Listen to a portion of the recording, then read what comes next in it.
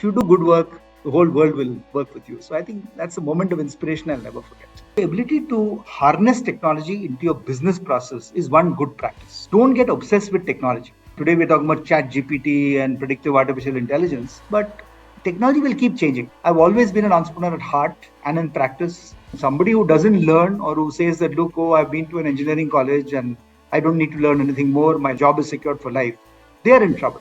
Because this is a world where you have to learn continuously and you can't rest on your laurels and say that, look, I know enough already. A good entrepreneur is somebody who builds a team, raises large amount of capital or whatever is required to grow the business, and is able to build a business model which can take it to market and take it very efficiently and successfully. 5F is fast, focused, flexible, friendly, and fun. But if you're not doing work that adds value, that makes a difference. So I think you have to think smart, you have to work smart. That's very much clear. The role of a leader is to empower people to be leaders. You have to work hard. Okay? There is no substitute for hard work when you're building your career, building a company, building your country.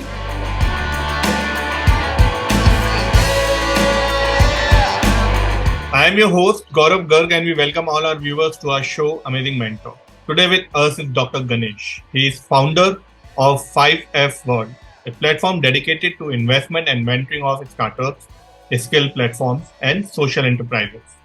He is chairman of Honeywell Automation Private Limited and the Lighthouse Communities Foundation and co-founder of Global Talent Track and Zalcom Advisors.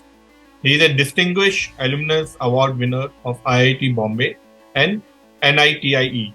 He served as board director of State Bank of India, Hinduja Global Solutions, Educate Girls, and the Asian Venture Philanthropy Network. Dr. Ganesh led two corporate success stories with distinction: Aptech from 1991 to 2001 and Zensar from 2001 to 2016. Zensar in the last 5 years had a CAGR market value growth of 44% annually, a record in the industry. Dr. Ganesh is the member of the Chairman's Council of NASSCOM and the National Council of All India Management Association. He has been chairman of NASSCOM and NASSCOM Foundation, president of HBS Club of India and served multiple terms on the National Council of CII. He is the author of 13 books on business process reengineering, knowledge management, and other publications on the IT industry and inspire leadership. His last two co-authored books on facing up to China and the India's pathway to success are the bestsellers.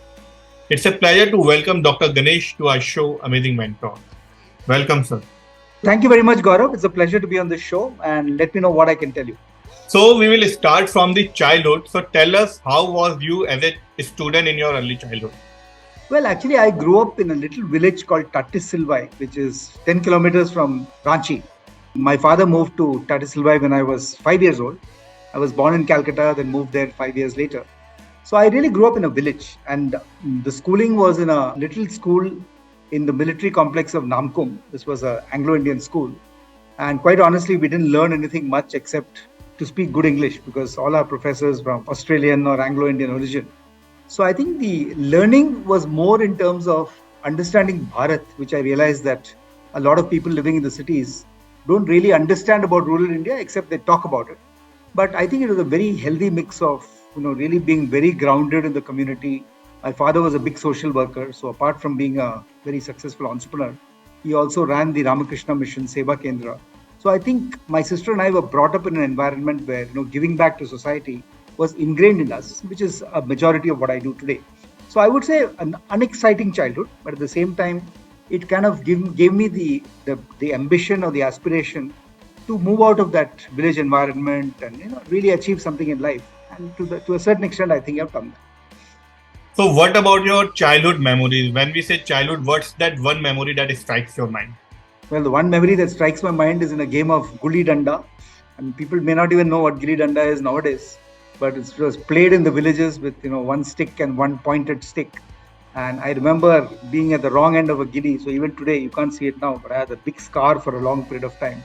So playing village games are entirely with risk. So that was one memory. But otherwise, my memories have been very good because my father and mother never had too much money. And in fact, my father was a great believer that, he would not save money. He would invest it in society, in cultural programs, etc. So we lived a very ordinary middle class upbringing. But the excitement was my first flight when I just finished school, where we actually went to Delhi to visit my uncle. So little things that today people take for granted were great pleasures for us. So I think every small pleasure was magnified because of the background. So, what about your educational background, schooling and higher education? I finished school in a school called Bishop Westcott, which is in this place called Namkum. There was this college quite nearby in a place called Mesra in Ranchi called Birla Institute of Technology.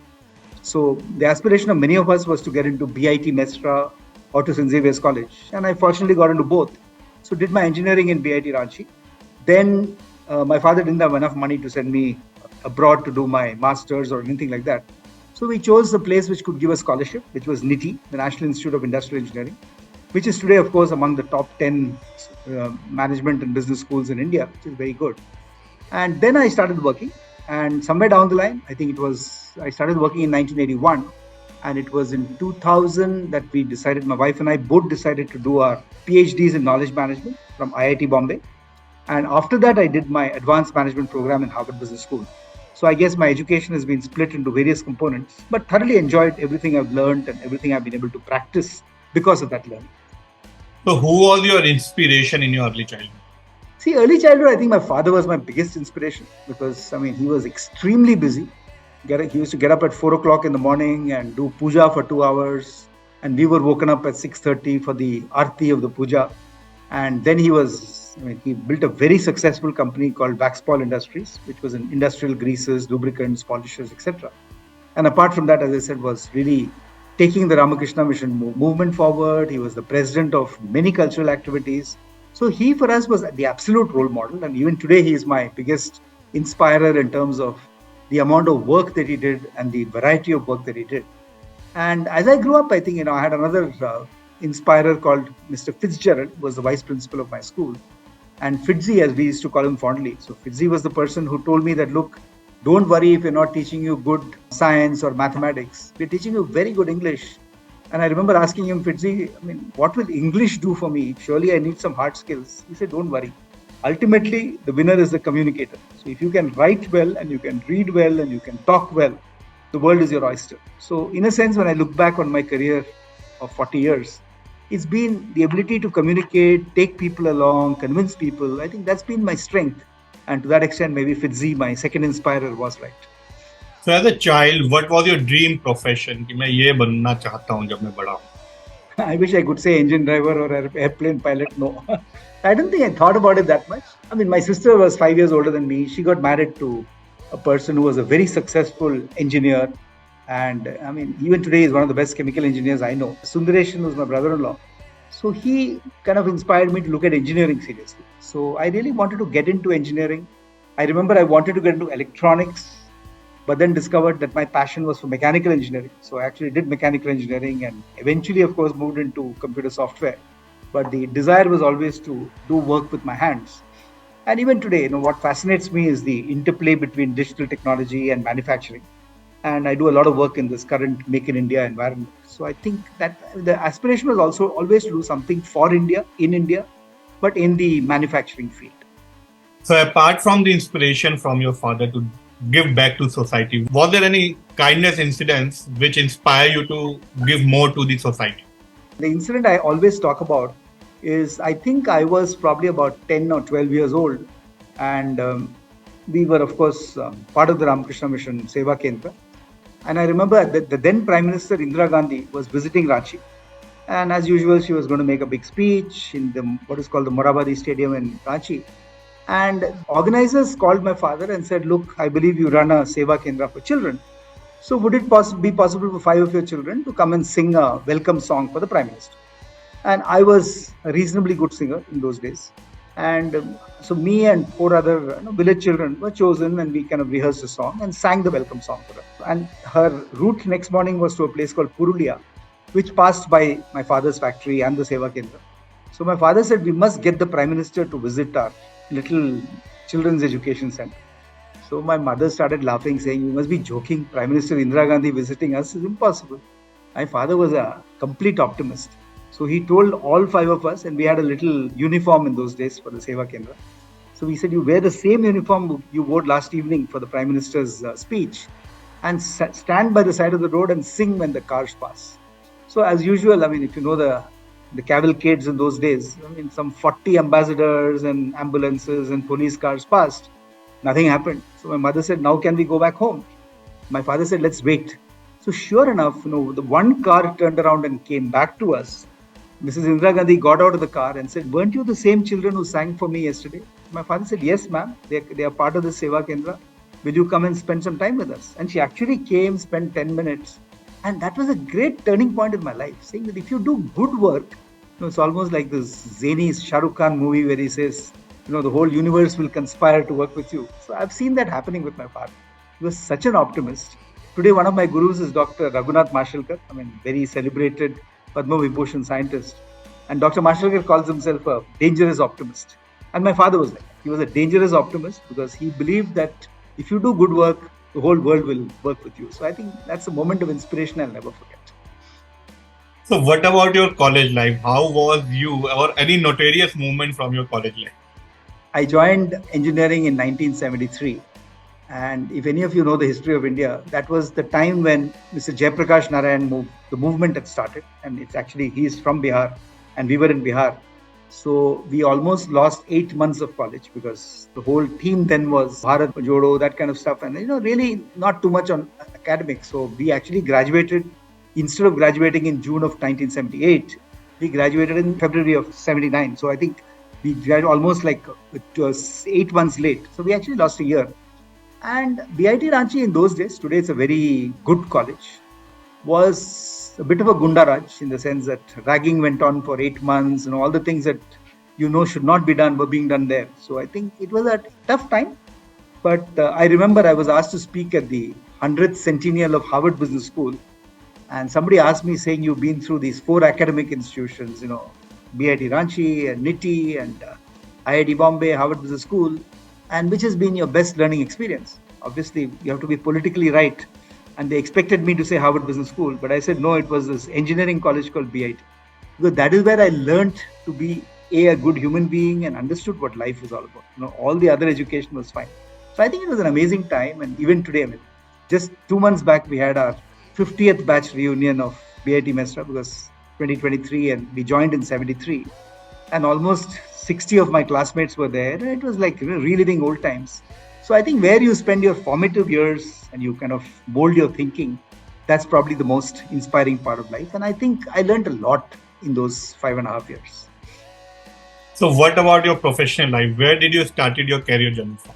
I started after NITI as an industrial engineer in a company called Crompton Greaves in Nashik. And Crompton was a typical multinational, but at that time had been taken over by the Thappers. And spent the first 4.5 years of my life there. Then the bug bit me to become an entrepreneur. So because I was, as I said, I was always interested even then in the interface between manufacturing and IT. So I started a company which was focused on building solutions in technology for manufacturing and got some great clients. Hindustan Lever in those days, Voltas, Lakme, Burroughs Wellcome, etc. But after 3 years, I thought it was very limiting because you are really struggling to grow the business, etc. Then I joined NIIT and as the regional manager for West and moved to Delhi, ran the corporate, and actually we built the corporate training and consulting business of NIIT. This is way back 1988. Then I got a freak chance to be the CEO of a company at the age of 34 because the NIIT's biggest competitor, Aptech, was looking for a managing director. And I was headhunted. I told them that, look, I don't know computer education because I do corporate training and consulting in NIIT, but they didn't care. NIIT was the market leader. They said somebody from NIIT must know computer education.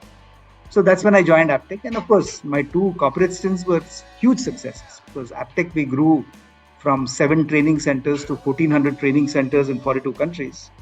And then moved to Zensar, where again, we grew from 40 crores to 4,000 crores in 15 years. So I think those were great success stories. And we're still very hyped up about the potential that exists and what we can do. And that's because of those early experiences of building companies and building companies very successful.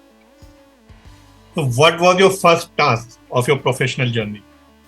I wouldn't say it's a task. It was I always been building stuff. Even Crompton Greaves, I was asked to set up a computerized materials management function. It didn't exist. Again, NIIT, we built the corporate training and consulting business from scratch. And then, of course, NIIT Software went on to become a very big company and got sold recently to Bearings. So, and Aptech was almost ground up. Similarly, Zensar was very, very small. So we had to grow it. So I think my success story has been the growth mantra. Because I think I would be a misfit joining a very large multinational. Of course, today I chair the board of Honeywell India. And Honeywell, as you know, is a $32 billion corporation. So that's a new experience. Similarly, the board of State Bank of India, which is such a large monolithic bank in this country. But apart from these two, my experiences have always been building. And the building gene, as you could call it, has been the significant part of what I do. So as far as technology industry or sector is concerned, what are the initial challenges which anybody have to face when he starts his professional journey in IT sector? This is a $240 billion industry. And it's been an amazing growth story because I remember when many of us started in IT, we were hardly a 200 crore industry. There were maybe 4 or 5 companies like, TCS and Wipro, Infosys, HCL in the early 80s. And where we have grown it is purely because of, young people coming in and not knowing any fear, not expecting anything from the government and not getting anything from the government initially. And we've really built this industry. So I think it needs entrepreneurial spirit. It needs people, again, as I used the word earlier, dangerous optimism, and then you build it. So even today, there is no parallel to the technology industry in this country. Because at 250 billion, now our ambition is to be 350 billion by let's say, year 2030. So it's an amazing employer of young talent. It's an amazing story that placed India in the lens of the whole world. And that's really what people in technology need. I mean, they need to have ambition. They need to have the willingness to learn new things because technology, as you know, is changing every day. And that should be what people should be looking for in a career in technology. So you have vast experience in technology and education industry, and you have been associated with several organizations. So if we say choose any one organization which is your favorite, what would be that organization and why? Well, I wouldn't say organization, but I mean, as I said, I loved what I learned in NIIT because apart from learning the business, it was also very inspiring to work with a group of thorough professionals. I mean, if you look at the early pioneers of NIIT, Mr. Rajendra Pawar, Vijay Thadani, Arvind Thakur, who was my boss and then who became the MD of NIIT Software. I mean, they were all very, very highly trained professionals. I brought probably the same mantra into Aptech, and of course, even today we have a very, vibrant group of friends who were all in Aptech in the early 90s, and they all remember the the concept of vision community that we created, where every one of 300 people were involved in the growth of the company. Similarly, Zensar. Most of the leaders who work with me are very close friends today. The case study that Harvard Business School wrote about Zensar was all about how do you build a company using love. So I think my fond memories are really building very successful teams who were not the best paid because we were never wanting to be the highest paymaster in the industry, but who still stuck together. Very few people left because they believed they were on a common mission together. And today there's too much of cynicism in young people. People want to do multiple jobs and the ugly word called moonlighting. But I think we were very proud of companies, and that includes definitely Aptech and Zensar, where people really found a vision, found a mission, and they really worked together to make it. So according to you, what are the best practices you would suggest to boost digital potential of any organization? The best practice, in fact, we wrote a book about it called Achieving Digital Success. And the practices we talk about there is don't get obsessed with technology. Because today we're talking about chat GPT and predictive artificial intelligence, but technology will keep changing. So the ability to harness technology into your business process is one good practice. So you have to know what is your process towards customers, towards shareholders, towards suppliers, towards employees, and make sure that you're harnessing technology. That's one. The second is, of course, what I just mentioned. The ability to manage data and analytics. There's too much of data flows into the system which doesn't get captured, which is why customer-facing people might, even today, when a call center guy calls you, you're amazed that he doesn't know. I just talked to your company 3 days ago. How come you haven't recorded it? Why are you asking me the same KYC questions again? I think that's one. And the third, of course, is culture.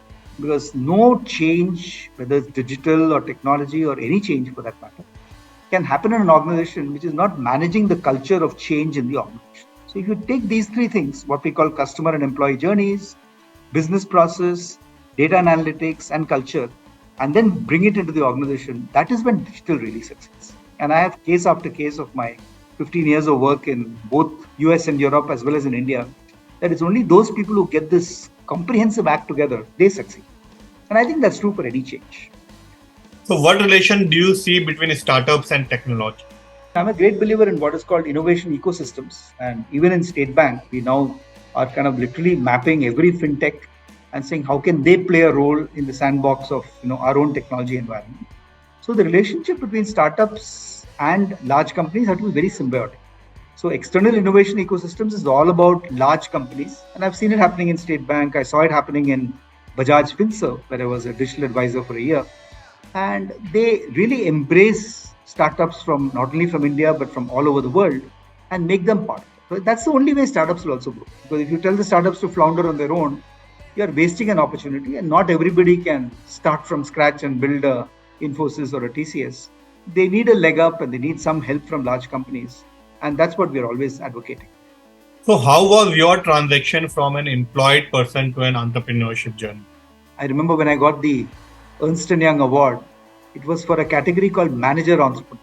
Okay, so managers who think they're entrepreneurs. That's what I was in. Because don't forget that Aptech was set up by Mr. Atul Nishad, and he was still very much somebody I'm very fond of even today. He was my chairman and founder.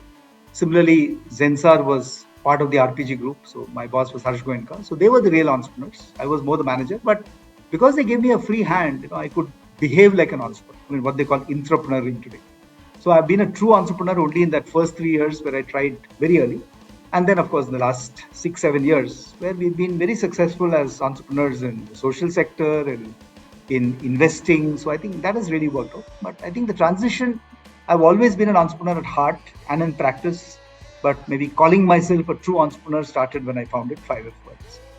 So nowadays, you hear about new technologies like artificial intelligence, Web3, Metaverse.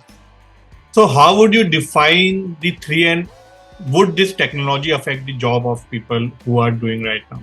No, it's a good question, and I think everybody's been talking about it, particularly for the last couple of months since ChatGPT and OpenAI came in. But we've seen this time and again. If you recall, even when computers started coming in, people said, look, every bank teller will lose his job, every accountant will lose his job, computers will take over the world. On the contrary, more jobs were created because technology opens up new opportunities. Similarly, when Metaverse was first launched, and I remember Facebook then, of course, called itself Meta and all that kind of stuff happened.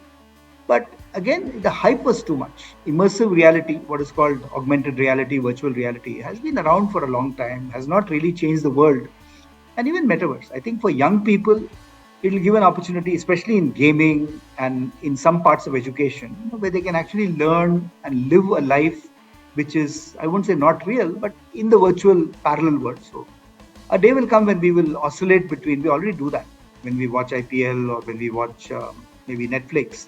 We're oscillating between the real world and the virtual world, but it'll happen at a lot more frequency. So that's Metaverse. And today, of course, AI, a lot of this hype about AI will take away 30% of the jobs in the world. I don't believe so. I think the world is pretty wise, and naturally intelligent people will be, inspired enough to say that, look, let's create new processes which AI will help, but it's ultimately the human being which has to decide. So I'll be very surprised if, massive job losses happen because of anything. But somebody who doesn't learn or who says that, look, I've been to an engineering college and I don't need to learn anything more, my job is secured for life, they are in trouble. Because this is a world where you have to learn continuously and you can't rest on your laurels and say that, look, I know enough already. So what is your definition of an entrepreneur? Somebody who has a great idea, which is defensible in the sense that it is unique. You can say what is unique about it in 30 seconds. Somebody who doesn't believe that he can take that idea to full execution, so he builds a team. And he or she then has a good business model. How do you take it to market? Because as a very well-known marketing professor, Ogilvy said, you can build the best mousetrap in the world, but the world will not automatically come and buy it from you. What he called was, but the world will not automatically beat a path of gold to your house. So you have to sell it. So business model is all about making stuff happen. And then raising capital. So a good entrepreneur is somebody who builds a team, raises large amount of capital or whatever is required to grow the business, and is able to build a business model which can take it to market and take it very efficiently and successfully. So as a founder director, Kalzoom Advisors Private Limited. What are your roles and responsibilities? I'm a founder director of 5 companies. Okay, one is this company called Kalzoom, which is digital marketing. Then Global Talent Track, which is one of the largest companies today in skills for technology and banking industry. Then we have a company called Skills Alpha, which is an artificial intelligence platform for corporate learning. And then, of course, we have Lighthouse Communities, which is very much skills and empowerment company for community youth. And 5F World itself, which is an investment company. So in all these, I think my role, 5F World, of course, I run myself. So it's more of a platform. But all the rest, we have very bright CEOs.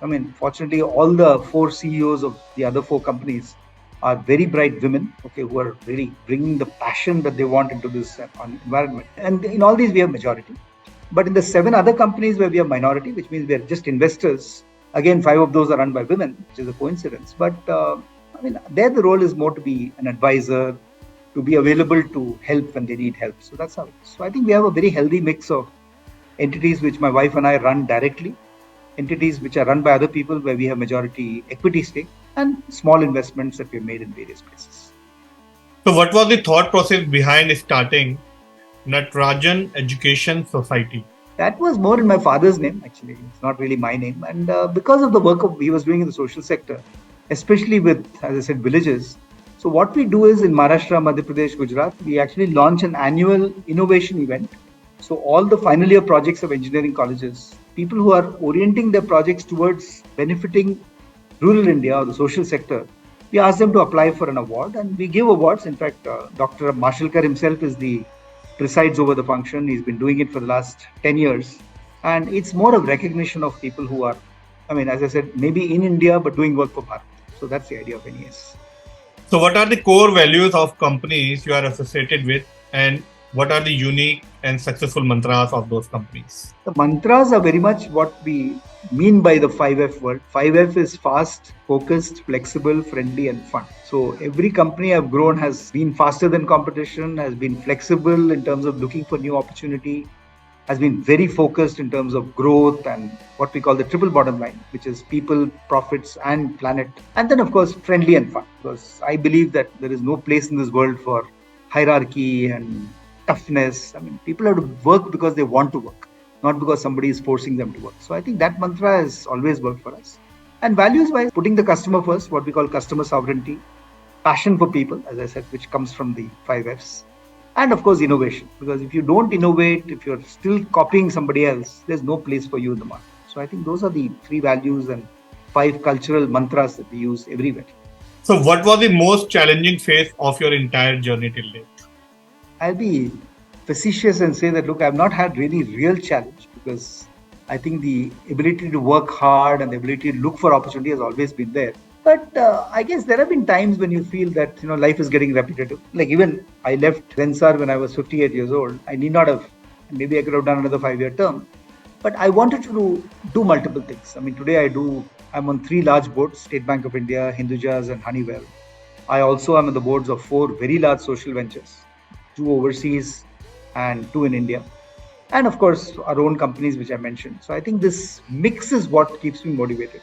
But there was a time when I was saying that, look, I need to do more with my life. I just can't get stuck into being a CEO for the rest of my life. So after 25 years as a very successful CEO, to again become an entrepreneur and a social entrepreneur and an innovator, I think that's been fantastic. So hopefully I can do this for another 5-6 years and then start playing golf full time. Let's see.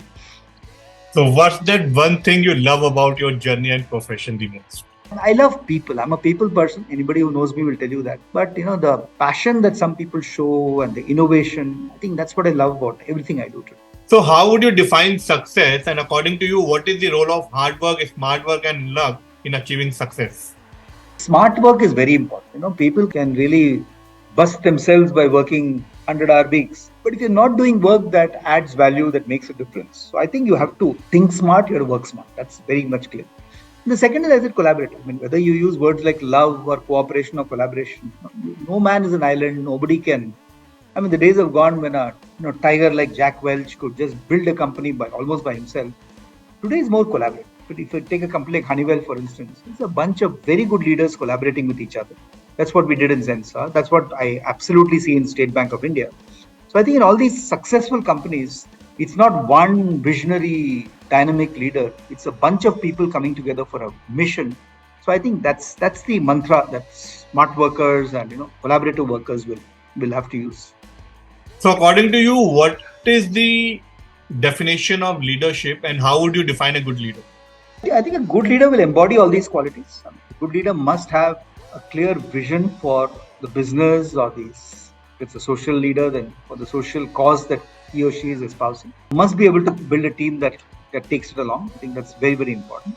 And must also know when to let go, because a leader who believes that he or she can accomplish everything by individual action is not going to succeed. It's true for running the country, it's true for running business, social work, because it has to be a group of people who see themselves as equals and make things happen. So I think that's the role of a leader, is to empower people to be leaders, not build a bunch of followers who will say yes sir whenever, or yes ma'am whenever the leader says yes. That's how it is. So what advice would you like to give to young entrepreneurs? Don't start just because somebody says do a startup. Do it when you have a great idea and you're passionate about the idea. Otherwise, after 1 year, you will figure out that either you're getting bored or the market doesn't like what you do. So the great idea, the business model, the team, adequate capital, and clarity about the customers who will buy from you. If you do these 5 things, you will be a successful entrepreneur. So what are do's and don'ts they should remember while starting their entrepreneurship journey? So the don't is not to get carried away and keep changing their minds. Today there's a fashionable word in entrepreneurship called pivot. That I pivoted my business model to something else. Okay, do 1 pivot, do 2 pivots, but don't keep changing your mind, because it confuses the people, confuses the customer. Nobody knows what you stand for. And I think even if you look at a lot of even the so-called unicorns who have failed, is because they change their business model too often. Whereas people who kind of stand for one thing and take it forward are successful. In fact, to my mind, one of the most successful entrepreneurs is somebody who's been in government. Nandan Nilekani, for instance. If you look at UPI and the enormous success, and now what ONDC is doing, the Open Network of Digital Commerce, these are large entrepreneurial ideas which a very passionate entrepreneur like Nandan, who along with Mr. Narayan Murthy built Infosys, is now being able to build for an entire country of 1.3 billion people. So these are great entrepreneurs, and I think young entrepreneurs need to realize that scale is very, very important. Just because you taste early success, don't think that you're God and that now you will ride on that own success. You have to keep innovating. So what would you like to say to young graduates who are just entering their professional lives? I would say something that Mr. Murthy said on a panel that I was chairing 2 months ago. You have to work hard. Okay? There is no substitute for hard work when you're building your career, building a company, building your country. Because today this whole, unfortunately because of COVID, even when young people for their first job, they start, can I work from home 2 days a week? I'm like, this is not the way the country can be built. Okay, there are some jobs for very experienced people which you can work from home, work from Ukraine, work from wherever you want. But teams are built together, they learn together, they rub off on each other. So I would say, be prepared to go to work, be prepared to work very hard and build your career over a period. There's no instant gratification available anywhere. So now we'll start a rapid round. Okay, sure. Success in 1 line. It says less than 1 minute. So we wait for it to crash? So let's restart then. Let me end and then we can restart. I think you ended and restart. Maybe that'll be easier. So now we will start a rapid round. Sure. So how would you define success in 1 line? Achievement. So if you need to choose one from luck, hard work and smart work, what would be that one thing? I think it's definitely smart work. Your favorite destination? Machu Picchu in Peru. So what would you love the most? Employed or an entrepreneurship journey? Entrepreneurship, definitely. Your favorite color? Your favorite color? My favorite color has always been black. Your favorite actor and actress? Favorite actor, I would say Tom Hanks. And actress, I would say probably been Wahida Rehman because of her early work that she did. So very different reasons, but Tom Hanks is probably, if you leave the gender out, it's probably Tom Hanks by a long stretch of imagination. So at last, 1 line that defines you. I think I'm an optimist. Okay, an optimist who believes in spreading the optimism. So I think that's what is most important. Thank you very much for your time and sharing your advices and your life journey on our show. Thank you very much, sir, for your time. Thank you, Gaurav. It's been nice talking to you. Thank you. Thanks for watching Amazing Mentor. Don't forget to subscribe and hit the bell button to get regular updates. Thank you very much.